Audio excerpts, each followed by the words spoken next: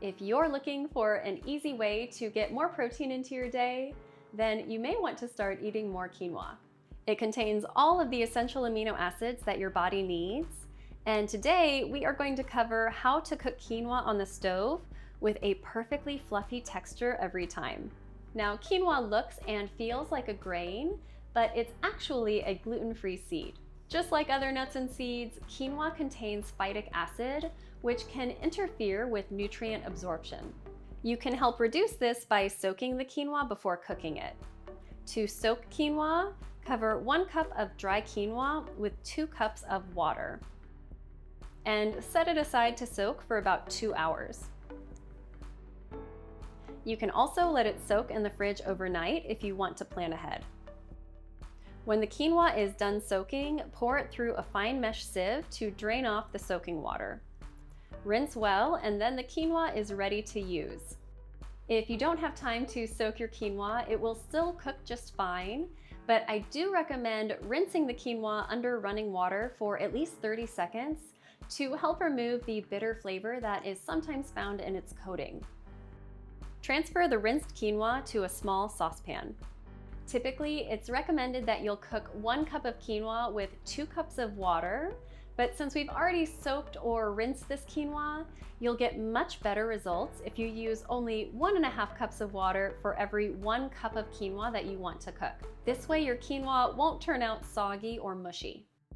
Bring the liquid to a boil over high heat. Once it's boiling, lower the heat and cover the pot.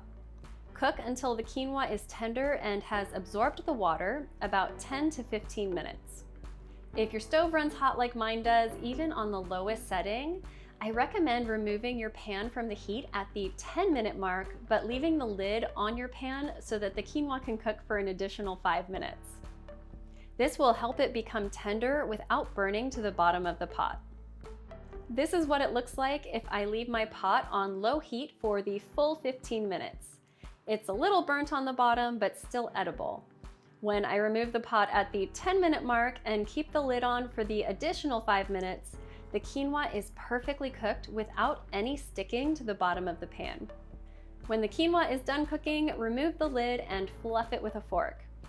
Then it's ready to serve. I'm cooking with white quinoa today, but I've also tested this cooking method with red, black, and tricolor quinoa in case you're curious about those. Red and black quinoa tend to have a slightly more sturdy and chewy texture compared to white quinoa. So don't be surprised by that texture difference. And if you'd like those varieties to become even more tender, you might want to leave the lid on your pot for an additional 5 to 10 minutes longer. Because these varieties are more sturdy, they are perfect for using in salads or stews where you want a little more texture.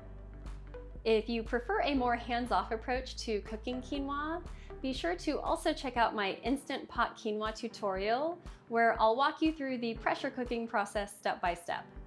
That is my go-to method for cooking quinoa because it's foolproof if you tend to get distracted in the kitchen. You can store cooked quinoa in an airtight container in the fridge for up to 5 days.